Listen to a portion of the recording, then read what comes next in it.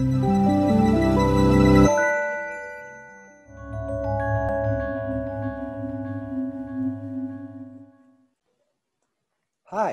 I'm Ben Graham. This is our class on international political economy.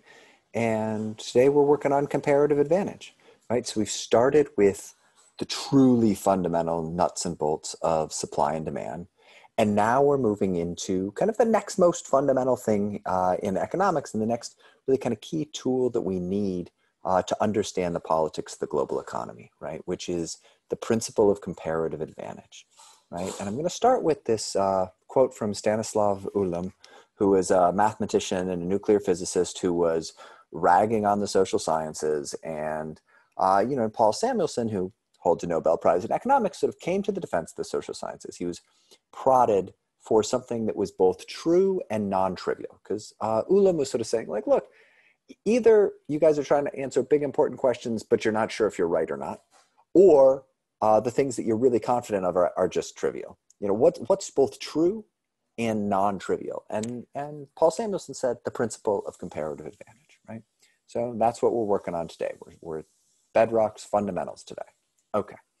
And these fundamentals are pointed at the big puzzles that we're addressing in this course, right? Things along the lines of we understand sort of from first principles of economics, from sort of the simplified, heavily, sort of heavy assumption models of economics, that completely free trade, in theory, would maximize global wealth, right? With a lot of strong assumptions. So why do we still see so many barriers to trade, right? We see a lot of tariffs, we see a lot of subsidies, we see a lot of quotas, right? We see a lot of governments moving to distort free trade, right? And to intervene in markets for very good reasons, but why is that if in the abstract, trade can make everybody better off? And then the next kind of puzzle here, we understand that when we remove or when we put in place these trade barriers, right, we may be destroying some wealth in the aggregate in some cases, but we're not just going to create winners, we're also going to create losers. So who is it that wins and loses, right? If you want to get into politics of anything, you got to ask cui bono, who benefits, right? But who wins, who loses, right? And then if you ask who has power, what rules constrain their actions, that's when that's when we're doing political economy and we're starting to make predictions about the types of policies that we're going to see, okay? So we need, in order to get to these big picture questions, we need to understand kind of the real nuts and bolts of how trade creates wealth. We've got our supply and demand. Now we need comparative advantage. Okay, that's what we're doing today. Factors of production. How do we make stuff in the first place? Before we can trade it, we got to make it. How do you make stuff? Goods, services, whatever your products are, how do you make them? You need inputs, right? Anything that you're using to produce a good or a service, anything that goes into this production function, we're going to call it a factor of production. We're going to break factors of production into three broad categories. And if something doesn't quite fit in one of these categories, we're going to shove it really hard until it does. Intellectually satisfying? Maybe not entirely. Is it nice and parsimonious and tractable? Yes. Okay. So we are going to take all inputs and we're going to shove them into one of three categories. We've got land, we've got labor, and we've got capital, right? Okay.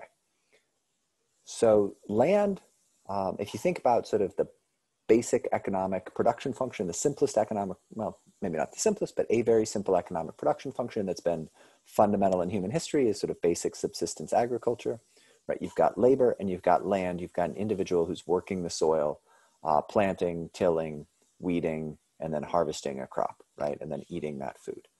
Okay. So in addition to the labor, you need the land, right? To produce agriculture.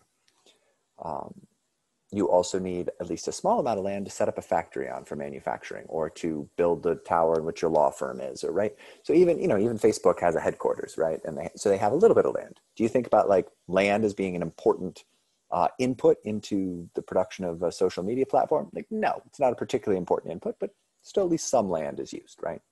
Okay. Labor we think of in terms of like sort of person hours of work. It's that person out there digging in the soil. It's that programmer clacking away at the keyboard. Though as we'll get into, the programmer clacking away at the keyboard, we're thinking about not just their labor, but their human capital. So that we've got the land, we've got the labor, and we've got capital. Now, anything that makes an individual able to produce more with less right? If we're getting more product with less land and labor, because of some other input we're putting in, we're probably going to be putting that input in the category of capital. You can think about financial capital, but let's go back to this agriculture example, right?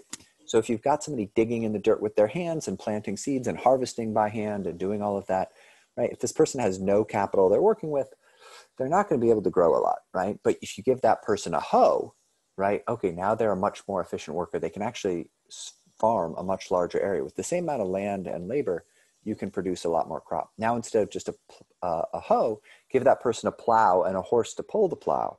Wow, now we're really doing a lot of farming with still just one farmer. And then you give that farmer a tractor instead.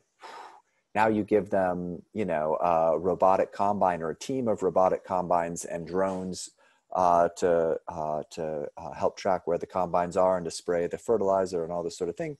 And you can have one farmer farming thousands of acres, which is often what we have in the United States. So it's one farmer plus a lot of capital doing that farming. So, so machinery goes into this, you know, financial capital goes into this, you know, kind of hard, cold cash, but we also sort of technology, know-how, information, expertise, education, right? So in these, a lot of times go into this human capital component. So when you hire a programmer, we're paying them a wage for their work, but we're also actually, part of their wage is actually, you think of it as kind of like a lease payment on their human capital, on all that knowledge that's stored in their brain, right? So people who have a lot of education, a lot of knowledge, a lot of expertise about something, very a skilled electrician or something like this, has not just their physical labor, their sheer kind of physical might, but they also have this expertise that's allowing them to turn that might, that physical power, into products and services of value at a more efficient rate. So they are owners of human capital and they're getting a return on that human capital. Okay, so those are our factors of production. Land, we're usually thinking about agricultural land, but this, you know, when we think about natural resources, like the oil that comes up from under the ground, we're going to put that in the land category. If there's gold underneath the land, if there's iron ore or something like that, okay, that's all in the land capital and the land area. Labor is pretty straightforward. But then capital includes a pretty wide variety of things, including this knowledge and expertise and education piece. Okay. So, and why we're starting with factors of production is that comparative advantage comes about because different countries are better or worse at making different things, right? You know, Norway is a pretty inefficient producer of lemons. Right? It's very hard to grow citrus given Norway's climate, right? And you might have, you know, a country with relatively little capital and relatively little education is going to be a very inefficient producer of novel computer programs, right? If you don't have a lot of trained programmers there, right? So some countries are going to be more efficient at producing some products than others, right? And that largely comes about because of their relative abundance of different factors of production. Different types of expertise they have, different amounts of labor, or different types of land they have, different levels of capital. So we needed the factors of production piece. Now let's move toward comparative advantage. And we're actually going to start with absolute advantage, which is this idea, we're not going to spend a lot of time here, but it's historically important. So Adam Smith got us as far as absolute advantage. Adam Smith was kind of helping us understand the way in which each individual working in their own self-interest could lead to an outcome that was making everybody better off through a mutually beneficial exchange, right? And Smith was saying that if one country is really good at making, you know, growing grain, and another country is really good at making wine, and they both have an absolute advantage. This country is better at growing wheat than the other one. This one's better at making wine. Then they can trade with each other productively. As long as they each have something that kind of they're the best at, right? Then they can trade and both be better off, right? So that was kind of where we started. Was, hey, at least if there's at least one thing that you're better at making than I am, and I have at least one thing I'm better at making than you are, then we can trade those products and we can trade in ways that make us both better off. But the real magic comes with comparative advantage, where two countries can both benefit from trading with each other, even if one of them is just straight up better at everything, right? Even if one of those countries was more efficient at producing every single product that they were trading. As long as those two countries are different, as long as they have some relative differences in kind of how much better or worse they are at each thing, then they can trade productively. And what matters for the principle of comparative advantage is the marginal rate of transformation, which is to say, if let's just think about we'll do a lot with like sort of toy models in this class. Like let's just assume 2 countries and 2 products. The only 2 products in the world are cloth and wine, right? And so, if I'm kind of trying to decide, I've got my land, labor, and capital in this country, and I'm trying to decide, do I spend all my energy making cloth or all my energy making wine? But let's say, hey, actually I want to change my mix right now. I'm sort of doing about half and half right now, and I want to change my mix and make 1 more bottle of wine this year. How much less cloth do I need to make in order to have the land, labor, and capital I need to make that extra bottle of wine? Right? What do I have to give up in order to make that extra bottle of wine, right? And that's the opportunity cost. The opportunity cost of making an additional bottle of wine, or the opportunity cost of making an additional yard of cloth, right? So you've got a marginal rate of transformation going in either direction, and they're going to be reciprocal to each other. How much cloth do I have to give up to make more wine, or how much wine do I have to give up to make more cloth? You can also think about this marginal rate of transformation as the price you get for trading with yourself, right? If I stop doing this and do this instead, how much less of this do I have to do? You can think about that as sort of trading with yourself. And this becomes important because you'll never trade with somebody else and accept a worse deal than what you can get just swapping off your own effort. Okay, so I grabbed this example from a textbook, and classic of American textbooks. If we're going to put together a little toy model with completely imaginary numbers, we're gonna sort of have an example where one country has an absolute advantage in everything. I wonder which country we're going to imagine has the absolute advantage in everything. Probably the United States, right? And here in this particular textbook example, we're picking on the UK and pretending that the UK is just not as good as the US is. Okay, well, biases of American academia here, and we'll at least work with this toy example. So in this toy example, if the US sort of splits up their land, their effort equally, and they can make, in 1 year, they can make 40 bottles of wine and 40 yards of cloth. And the UK, if they kind of divide their effort equally, they can make 20 bottles of wine and 10 yards of cloth. Okay. The key thing that allows the US and the UK to both trade profitably. So here, the US has an absolute advantage in everything, but we've got a different marginal rate of transformation between these 2 products. To get an additional yard of cloth, to make an additional yard of cloth, we'd have to take away enough time and energy and effort and resources from the wine industry that we would give up 1 bottle of wine to make an extra yard of cloth, right? But if the UK wanted to make an extra yard of cloth, they would actually have to give up 2 bottles of wine. And conversely, if they wanted to make an extra bottle of wine, they'd only have to give up half a yard of cloth, right? So their marginal rate of transformation is different from the United States marginal rate of transformation. And that's all that's needed for the US to be able to trade profitably with Britain, right? So even though the US has an absolute advantage in both of these products, the US and the UK can strike a deal that makes both countries better off. And I've got some toy numbers here that give sort of an example of one exchange that could make both of these countries better off, right? So if the US specializes, shifts some resources away from, so you'll notice that the UK is sort of relatively better as a wine producer, right? So if we want to gain from trade, we need to specialize. The UK should specialize in what they're relatively better at. So they should make some extra wine and make less cloth, right? So in this example, we're going to have the UK just completely specialize in wine, give up making cloth altogether, put all their resources into wine. And if they give up that 10 yards of cloth, they can make an extra 20 bottles of wine. We can get the UK up to 40 bottles of wine that they're producing. And the US is going to shift some of their labor away from cotton cloth, away from making wine and toward cloth. Because the UK is relatively better at wine, we're going to make less wine. We're only going to make 20 bottles instead of 40. And we're going to make 60 yards of cloth instead of 40 yards. So we're going to shift some labor over toward cloth, right? Now let's make a trade. The UK can give us 20 bottles of wine for 15 yards of cloth, and that'll leave the US with 40 bottles of wine and 45 yards of cloth. So we picked up an extra 5 yards of cloth that we wouldn't have had if we hadn't done any trading. The UK is going to have 20 bottles of wine and 15 yards of cloth. So they also pick up 5 yards of cloth, right? So it is possible to strike a deal in which both sides gain an extra 5 yards of cloth while drinking the same amount of wine, right? Pretty sweet deal, right? So this is the magic of comparative advantage.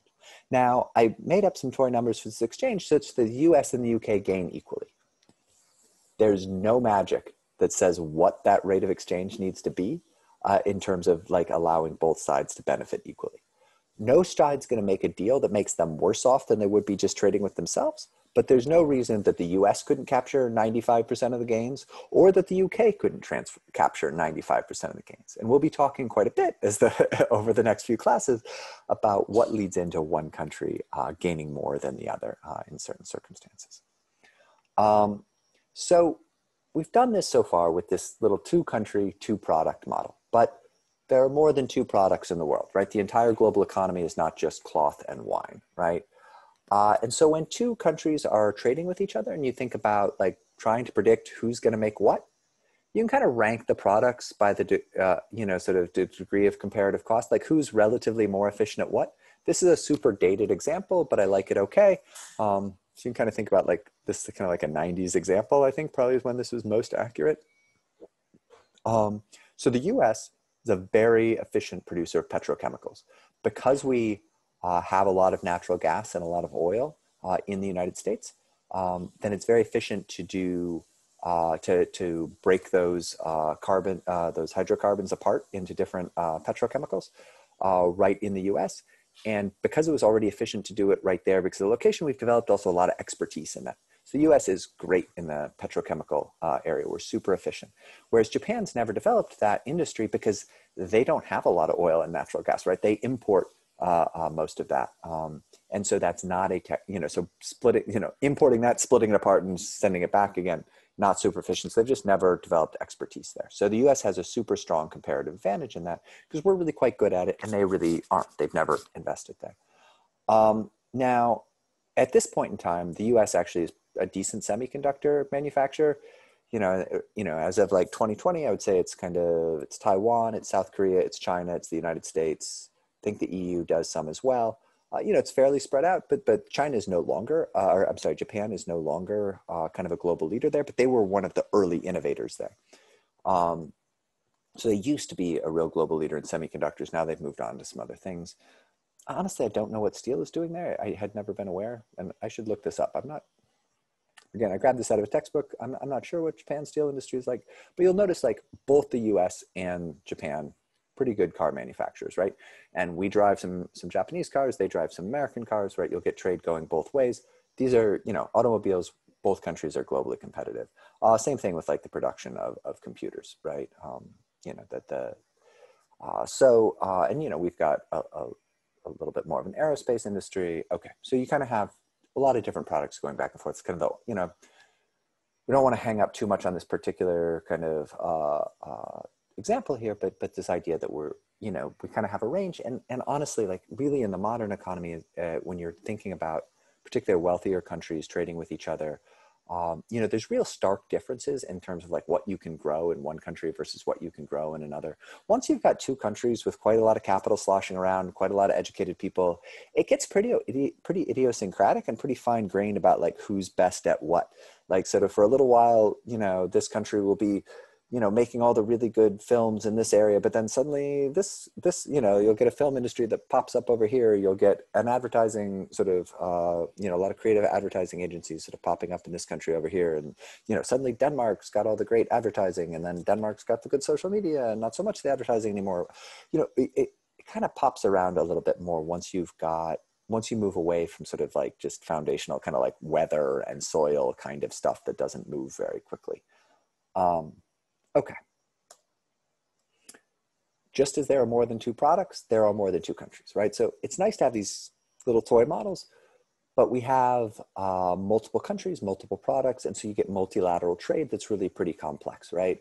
Sort of sticking from the same sort of time period in the same textbook that I drew the other example for. Here you've got Japan making semiconductors and shipping to the United States.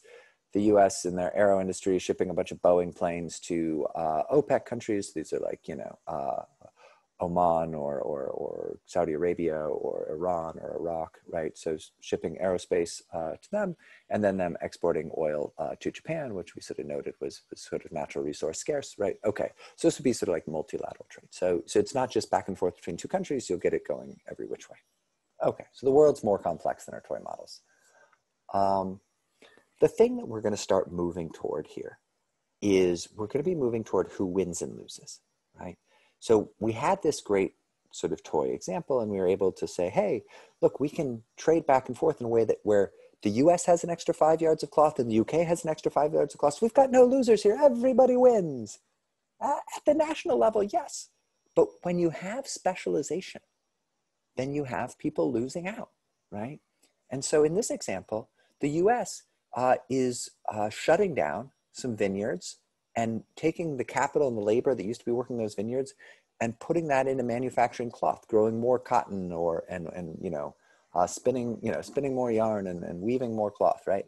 Okay, so a bunch of people in the wine industry are losing their jobs. And yeah, okay, maybe they can get hired again over in the cloth industry, but maybe they were a really good winemaker and now they're a pretty mediocre weaver, right? And in that movement, it often requires physically moving, like displacing people geographically, and it requires giving up some of the expertise and the seniority and all this stuff that you've built, right? Like dislocation is really painful. And the same thing is happening in the UK, where they've shut down, in this little toy example, we shut down the entire cloth industry in the UK and all those people are out of work. And again, maybe they can get hired into the vineyards. Maybe, we're sort of in this system where like the overall size of the economy is growing and the rising tide can maybe lift most boats.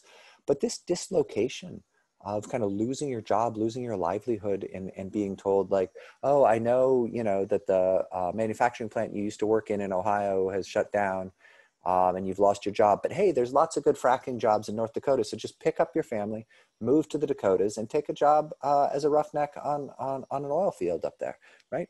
Your salary is even higher than it was on the assembly line. Therefore, you've been made better off, says the economist, right? This person's like, I had a whole life in Ohio, extended family, this, that. I really liked what I was doing. I was a foreman on the line, and I had this great life.